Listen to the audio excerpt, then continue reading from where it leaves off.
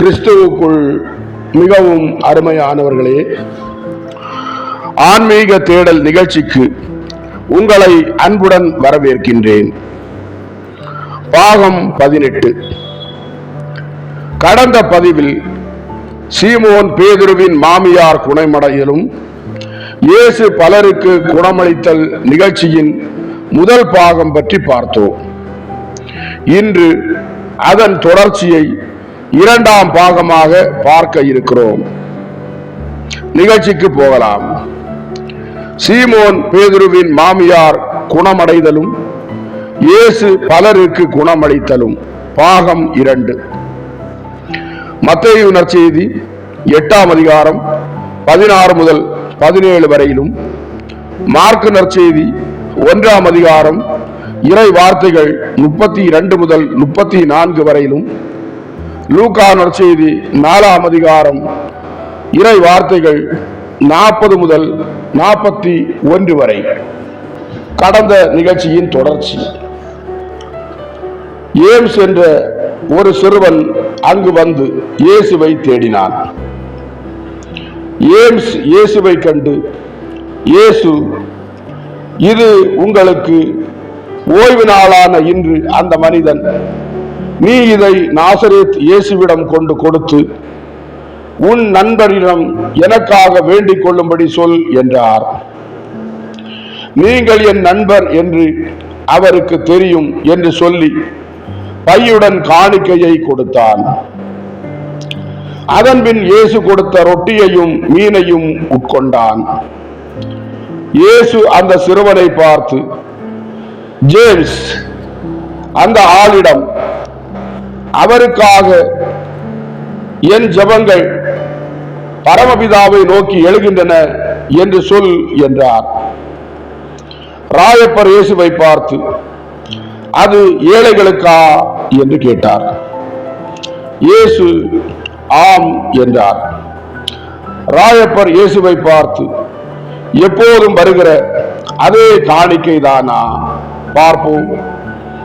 இயேசு பையை கொடுக்க ராயப்பர் அதை கொட்டி நாணயங்களை எண்ணினார். அதே பெரிய தொகை. இந்த மனிதன் யார்? ஏம்ஸ், அந்த ஆள் யார் என்று கேட்டார். ஏம்ஸ் ராயப்பரை பார்த்து, நான் அதை சொல்லக்கூடாது, அதை சொல்ல மாட்டேன் என்றான். ராயப்பர் ஏம்ஸை பார்த்து, திருட்டு பயல, நல்ல பிள்ளையாயிரு, உனக்கு பழம் தருவேன் என்றார்.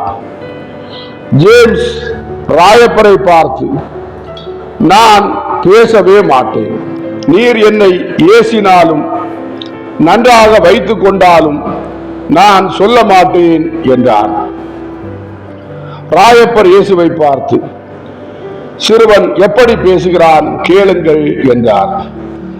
இயேசு பேதுருவை பார்த்து, சின்ன ஜேம்ஸ் செய்வது சரிதான் ராயப்பா, அவன் தான் கொடுத்த வாக்கை காப்பாற்றுகிறான், அவனை விட்டுவிடு என்றார். ராயப்பர் இயேசுவை பார்த்து, ஆண்டவரே, அம்மனிதன் யார் என உமக்கு தெரியுமா என்று கேட்டார். இயேசு பேதுருவை பார்த்து, சீமோன், எனக்கு எல்லாம் தெரியும் என்றார். ராயப்பர் இயேசுவை பார்த்து, எங்களுக்கு தெரியக்கூடாதா என்று கேட்டார். இயேசு பேதுருவை பார்த்து, நீ உன் குற்றத்திலிருந்து விடுபடவே மாட்டாயா என்று கண்டித்த அதே சமயம் புன்னகையும் செய்தார். விரைவில் அதை அறிந்து கொள்வாய். தீமை மறைந்திருக்க விரும்புகிறது, ஆனால் எப்போதும் அது முடியாது. ஆனால் நன்மை பலனுள்ளதாகும்படி மறைந்திருக்க விரும்பினாலும் கடவுளின் மகிமைக்காக ஒரு நாள் வெளியாக்கப்பட்டுவிடும். அவருடைய இயல்பு அவருடைய ஒரு மகனிடம் விளங்குவதற்காக ஒரு நாள் வெளியாக்கப்பட்டுவிடும். கடவுளின் இயல்பு சிநேகம். அம்மனிதன் இதையெல்லாம் அறிந்திருக்கிறான். ஏனென்றால் தன் அயலாரை நேசிக்கிறான். ஜேம்ஸ், நீ போ, அம்மனிதனுக்கு என் ஆசீர்வாதத்தை கொண்டு செல். இயேசு தம் சீடரை பார்த்து, ஏழைகள் முன்னே வரட்டும், கடவுளிடமிருந்து மன்னிப்பை இறந்து கேட்கிற ஒருவனிடமிருந்து அவர்களுக்கு செழிப்பான தர்மம் வந்திருக்கிறது என்றார்.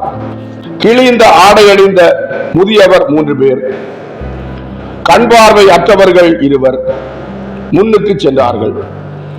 அவர்களுக்கு பின்னால் 7 மெலிந்த குழந்தைகளுடன் ஒரு விதவை சென்றாள். கடைசியாக ஒரு சிறிய உருவமுடைய ஒரு முதியவன் சென்றான். அவனை பார்த்ததும் இயேசுவின் முகம் இறுகிவிட்டது. ஆனாலும் இப்போது ஒன்றும் சொல்லவில்லை. இயேசு நாணயங்களை எண்ணி பங்கு வைத்தார். 6 பங்கு வைத்ததில் 1 பங்கு மிக பெரியது. இயேசு ஏழைகளையும் நோயுற்றவர்களையும் அழைத்து, என்னிடம் நீங்கள் ஏதாவது சொல்ல வேண்டியதில்லையா என்று கேட்டு முதல் முடவனின் நல்ல கையில் நாணயங்களை வைத்தார். முடவன் இயேசுவை பார்த்து, கடவுள் உமக்கு கைமாறு அளிப்பாராக. ஆனால் இந்த தர்மத்தை விட என்னை நீர் குணப்படுத்த வேண்டும் என்று ஆசிக்கிறேன் என்றான். இயேசு முடவனை பார்த்து, நீ அதை கேட்கவில்லையே என்றார். முடவன் இயேசுவை பார்த்து, நான் வறியவன், வலிமை படைத்தவர்களால் மிதிக்கப்படும் புழு நான். நீர் ஒரு பிச்சைக்காரன் மேல் இரக்கம் கொள்வீர் என்று நான் நம்ப துணியவில்லை என்றான். இயேசு முடவனை பார்த்து, என்னை கூப்பிட்டு அழைக்கிற எல்லா துன்பங்கள் மீதும் குனிந்து நிற்கிற இரக்கமாக இருக்கிறேன். யாருக்கும் நான் மறுப்பதில்லை. நான் கேட்பதெல்லாம் விசுவாசமும் அன்புமே. அதுவும் உனக்கு காது கொடுக்கிறேன் என்று சொல்லும்படியாகவே என்றார். முடவன் இயேசுவை பார்த்து, ஓ என் ஆண்டவரே, உம்மை விசுவசிக்கிறேன், உம்மை நேசிக்கிறேன், என்னை காப்பாற்றும், உம் ஊழியனை குணப்படுத்தும் என்றார். இயேசு அவனுடைய கூன் முதுகில் கையை வைத்து அவனை அன்பு பாராட்டுவது போல் மெல்ல தடவி, நீ குணமாக்கப்பட சித்தம் கொள்கிறேன் என்றார். உடனே அம்மனிதன் நல்ல சுகமடைந்தான். விடாமல் ஸ்துதிகளை சொன்னான். இயேசு பார்வையற்றவர்களுக்கு தர்மத்தை கொடுத்து அவர்களை அனுப்பிவிடும் முன் சற்று தாமதித்தார். அதன்பின் அவர்களை போக விட்டுவிட்டார். அதன்பின் முதலில் வந்த முதியவர்களை கூப்பிட்டு முதலில் இருந்தவருக்கு தர்மத்தை கொடுத்தார். அம்மனிதனுடைய இடைக்கச்சை பையில் அதை வைக்க உதவி செய்தார். 2வது முதியவரின் கஷ்ட நஷ்டங்களை இரக்கத்துடன் கேட்டார். முதியவர் இயேசுவை பார்த்து தன் மகள்களில் ஒருத்தியின் நோயை பற்றி சொன்னார். எனக்கு அவள்தான் இருக்கிறாள், அவளும் இறக்கப் போகிறாள், என் கதி என்ன ஆகும்? நீர் மட்டும் வருவீரானால் அவளால் வர முடியாது, அவளால் எழுந்து நிற்க முடியாது. அவள் வர விரும்புகிறாள், ஆனால் முடியவில்லை. போதகரே, ஆண்டவராகிய இயேசுவே, எங்கள் மேல் இரக்கமாயிரும் என்றார். இயேசு அவரை பார்த்து, ஐயா, நீர் எங்கே வசிக்கிறீர் என்று கேட்டார். முதியவர் இயேசுவை பார்த்து, கொராசிமில் யோனாவின் ஈசாக் அடல்ட் என்று அழைக்கப்படுகிறவன் யார் என்று கேட்டால் தெரியும். நீர் உண்மையாகவே வருவீரா? எங்கள் கஷ்ட துன்பங்களை மறந்து விடுவீரா? என் மகளை குணப்படுத்துவீரா என்று கேட்டார். இயேசு முதியவரை பார்த்து, நான் அவளை குணப்படுத்த முடியும் என்று நீர் விசுவசிக்கிறீரா என்று கேட்டார்.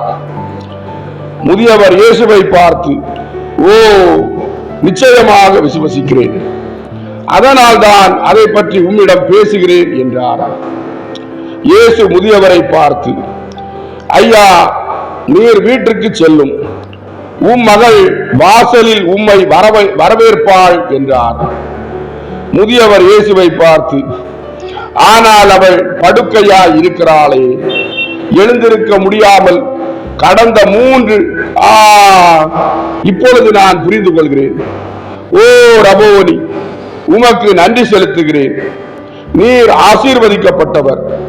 வாழ்த்தி ஸ்துதித்து விட்டு, எப்படி என்றாலும் என் எளிய வீட்டிற்கு வருவீரா? ஈசாக் உமக்காக காத்திருப்பேன். உமது பாதங்களை முத்தமிடுவேன். என் கண்ணீரால் அவைகளை கழுவுவேன். அன்பின் அப்பத்தை உமக்கு தருவேன். இயேசுவே, நீர் வாரும். ஊரில் உள்ளவர்களிடம் நான் உம்மை பற்றி பேசுவேன் என்றார். இயேசு முதியவரை பார்த்து, நான் வருவேன், சமாதானமாய் போய் மகிழ்ச்சியாயிரும் என்றார். இதன்பின் கடைசி முதியவன் வந்தான். அம்மனிதன் எல்லாரிலும் கந்தையான ஆடை அணிந்திருந்தான். இயேசுவிடம் பெரிய நாணய குவியல் மட்டுமே இருந்தது.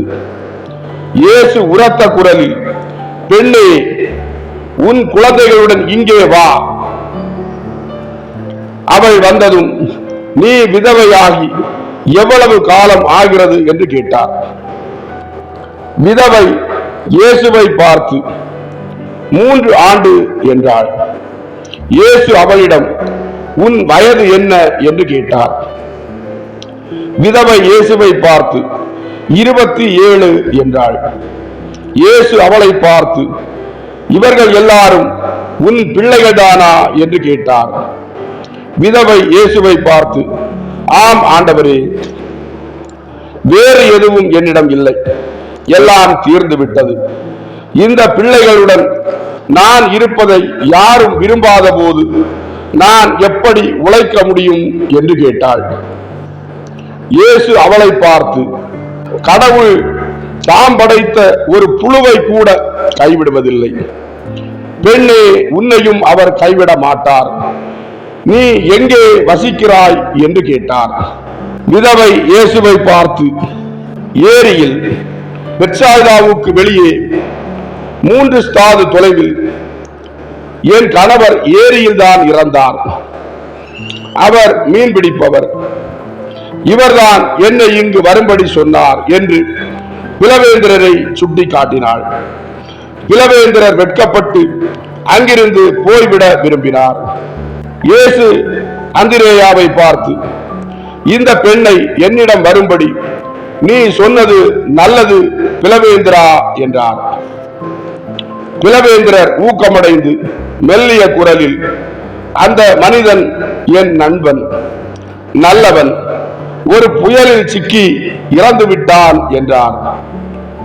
இயேசு இருந்த எல்லா நாணயத்தையும் அந்த பெண்ணுக்கு கொடுத்து, இது நீண்ட நாட்களுக்கு உனக்கு உதவும்.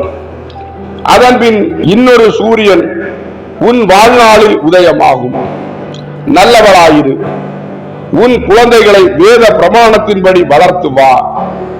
அப்போது கடவுளின் உதவி உனக்கு இல்லாமல் போகாது என்று சொல்லி அனுப்பி வைத்தார்.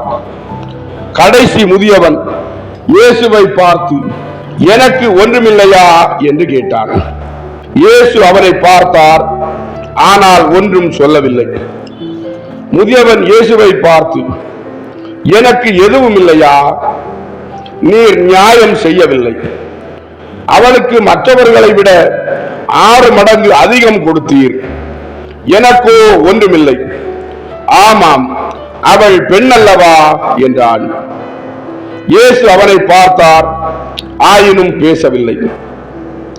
முதியவர் அங்கிருந்தவர்களை பார்த்து, ஐயா, எல்லாரும் பார்த்துக் கொள்ளுங்கள், இதில் நியாயம் இருக்கிறதா? நான் வெகு தொலைவில் இருந்து வந்திருக்கிறேன். இங்கே பணம் கொடுப்பார்கள் என்று கேள்விப்பட்டு வந்தேன். ஆனால் இங்கே சிலருக்கு மிக கூடுதல் கிடைக்கிறது. எனக்கோ எதுவும் இல்லை. நான் ஓர் ஏழை வயோதிக மனிதன். இவரை நாம் விசுவசிக்க வேண்டுமாம் என்றான். இயேசு அவரை பார்த்து, முதியவரே, இப்படி பொய் பேசுவதற்கு உமக்கு வெட்கமா இல்லையா? மரணம் உம் பின்னால் நிற்கிறது. நீர் பொய் சொல்லி பசியா இருக்கிறவனையும் திருட பார்க்கிறீரே. நான் நீதியுடன் பயன்படுத்த பெற்றுக்கொண்ட காணிக்கையை உம் சகோதரர்களிடமிருந்து பறித்துக் கொள்ள ஏன் ஆசைப்படுகிறீர்? பேசாதிரும். என் மௌனத்தையும் என் செயலையும் பார்த்த நீர், நான் உம்மை புரிந்து கொண்டு விட்டேன் என்று அறிந்து என் முன்மாதிரிகையை பின்பற்றி நீரும் மௌனமாய் இருந்திருக்க வேண்டும். நான் உம்மை வெட்கப்படுத்த ஏன் விரும்புகிறீர் என்று கேட்டார். முதியவன் இயேசுவை பார்த்து, நான் ஏழை என்றான். இயேசு அவரை பார்த்து, இல்லை, நீர் ஓர் உலோபி, ஒரு திருடன். நீர் பணத்திற்காகவும் அறவட்டிக்காகவும் வாழ்கிறீர் என்றார். முதியவன் இயேசுவை பார்த்து, நான் ஒருபோதும் வட்டிக்கு பணம் கொடுத்தது கிடையாது, கடவுளே இதற்கு சாட்சி என்றான். இயேசு அவரை பார்த்து, மிக தேவையான நிலையில் இருக்கிறவர்களை இப்படி திருடுவது மிக கொடிய வட்டி வசூல் இல்லையா? செல்லும், மனஸ்தாபப்படும். கடவுள் உம்மை மன்னிக்கப்படும்படியாக மனஸ்தாபப்படும் என்றார். முதியவர் இயேசுவை பார்த்து, சத்தியமாய் சொல்கிறேன் என்று சொல்லும் போது இயேசு அவரை பார்த்து, நான் சொல்கிறேன், பேசாதிரும். பொய் சத்தியம் செய்யாதே என்று எழுதப்பட்டிருக்கிறது. உம்முடைய முதிர் வயதை நான் மதிக்கிறேன். இல்லாவிட்டால் உம்மை பரிசோதனை செய்து உம்முடைய நெஞ்சில் தங்கம் நிரம்பிய பையை கண்டுபிடித்திருப்பேன். அதுவே உண்மையான இருதயம் போய்விடும் என்றார். வெட்கமுற்ற மனிதன் தன் ரகசியம் வெளிப்படுத்தப்பட்டதை கண்டு அங்கிருந்து போய்விட்டார். கூட்டத்தினர் அவரை பயமுறுத்தினார்கள், ஏளனம் செய்தார்கள், திருடன் என நிந்தித்தார்கள். இயேசு மக்கள் கூட்டத்தை பார்த்து, அமைதியாயிருங்கள், அம்மனிதன் தவறு செய்தான் என்றால் நீங்களும் அப்படி செய்யாதீர்கள். அம்மனிதனிடம் நேர்மை இல்லை, கபடம் இருந்தது.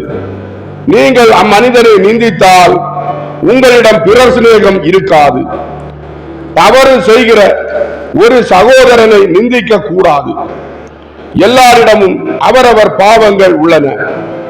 கடவுளை தவிர உத்தமமாய் யாரும் இல்லை. அம்மனிதனை நான் வெட்கத்திற்கு உட்படுத்த வேண்டிய கட்டாயம் ஏற்பட்டது. ஏனென்றால் யாருமே திருடனாய் இருக்க கூடாது, அதிலும் ஏழைகளிடமிருந்து திருடக்கூடாது. நான் அப்படி செய்ய வேண்டியிருந்ததில் எவ்வளவு வேதனை அடைந்தேன் என்பது பிதாவுக்கு மட்டுமே தெரியும். பேராசைப்படாதீர்கள். உங்கள் பணம் அல்ல, உங்கள் ஆன்மாவே உங்கள் பொக்கிஷமாய் இருக்கட்டும். பொய்யான இடுபவர்களாய் இராதீர்கள். உங்கள் செயல்கள் எப்படி உள்ளனவோ அதே நேர்மையுடனும் நாணயத்துடனும் உங்கள் சொல்லும் இருக்கட்டும். வாழ்வு நித்தியமல்ல, மரண நேரம் வரவே வரும். உங்கள் மரண சமயத்தில் உங்கள் ஆத்மத்தில் சமாதானம் இருக்கும்படியான முறையில் வாழுங்கள். நேர்மையான வாழ்க்கை வாழ்ந்தவர்களின் சமாதானம். இனி உங்கள் வீடுகளுக்கு செல்லுங்கள் என்றார். ஒரு மனிதன் இயேசுவை பார்த்து, இரக்கமாயிரும் ஆண்டவரே, இந்த என் மகன் செவிடனாக இருக்கிறான், ஒரு பசாசு அவனை வாட்டுகிறது என்றான். இன்னொருவன், போதகரே, இது என் சகோதரன், அசுத்த மிருகம் போல் சகதியில் அலைந்து மலம் தின்கிறான். ஒரு கெட்ட ஆவி அப்படி செய்ய அவனை கட்டாயப்படுத்துகிறது. அவனுடைய விருப்பத்திற்கு மாறாகவே அவன் மோசமான காரியங்களை செய்கிறான் என்றான். இயேசு கரங்களை உயர்த்தி, அவர்களை விட்டு வெளியேறுங்கள், கடவுளின் படைப்புகளை கடவுளுக்கே விட்டு விடுங்கள் என்று கட்டளையிட்டார். அம்மனிதர்கள் இருவரும் குணமடைந்தனர். இயேசு அவர்களை பார்த்து, உண்மையான எண்ணிக்கையில் மிக அதிகமாயிருக்கிற பேய்பிடித்தல் என்னவென்றால், இருதயங்களை நேர்மைக்கும் அன்பிற்கும் ஊமையாக்குவதும் இருதயங்களை அசுத்த பாவ கிடங்குகளாக ஆக்குவதுமான பேய்பிடித்தல் தான் என்று சொன்னார். கிறிஸ்துவுக்குள் மிகவும் அருமையானவர்களே, ஆன்மீக தேடல் பாகம் 18 இதோடு நிறைவடைந்தது. அடுத்த பாகத்தில் ஊர்கள் தோறும் நற்செய்தி முழக்கம் நிகழ்ச்சி பற்றி பார்க்க இருக்கிறோம். அதுவரை உங்களிடமிருந்து விடைபெறும் உங்கள் ஜான் பிரிட்டோ. ஆன்மீக தேடல் தொடரும். நன்றி.